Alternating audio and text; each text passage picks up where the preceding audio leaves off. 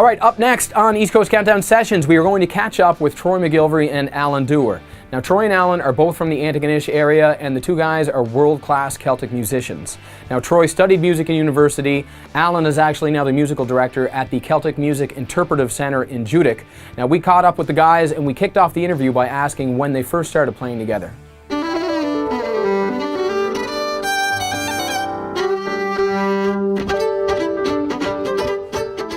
The first time I can remember is the Red Shoe, which was 10 years ago, 2002. Yes. I think it was March of 2002. And that was the real first actual gig. Actually, it was my first fiddle gig too, ever. My own first, yeah. So it's great. Come a long way, baby. Maybe.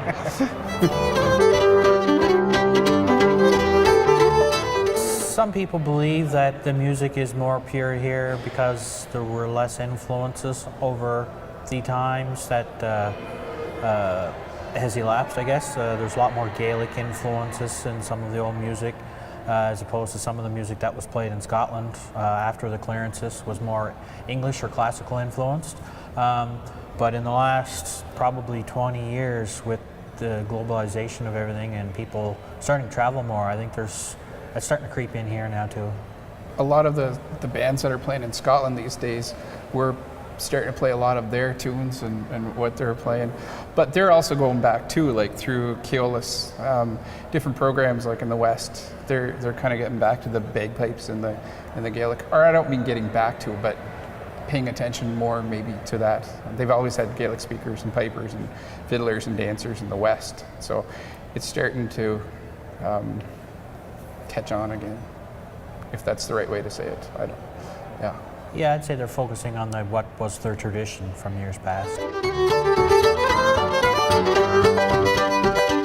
I think, you know, the styles are kind of who you listen to over the time, and I try to listen to as many of the players as I can, so I'm sure there's a little bit of each person, you know, whether it be Tracy Dares or John Morris Rankin or Mary Jessie McDonald, Dougie McPhee. There's all kinds of great players that there's going to be something from all of them that you pick up, and different styles too. I did jazz at university, and I'm in no way a jazz piano player, but I for sure picked up stuff from there that I can pull out if I have to. Probably John Morris Rankin was one of the biggest influences, and he is for a lot of people. He was an extremely influential person, and I'd have to say he was probably the person I listened to or gravitated towards for the most part. And as time goes on, again, as you travel and you hear things, hear different people, different little things will creep into your way of playing, and that's kind of where the piano style is going.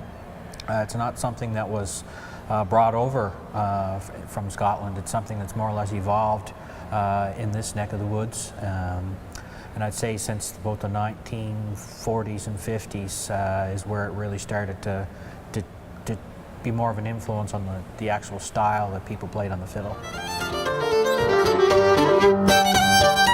You know, it's an evolution. It's never what it was. The stuff that was played 20 years ago wasn't played 20 years before that. So you're always going to have somebody that's maybe not exactly satisfied with where it's at or where it's going.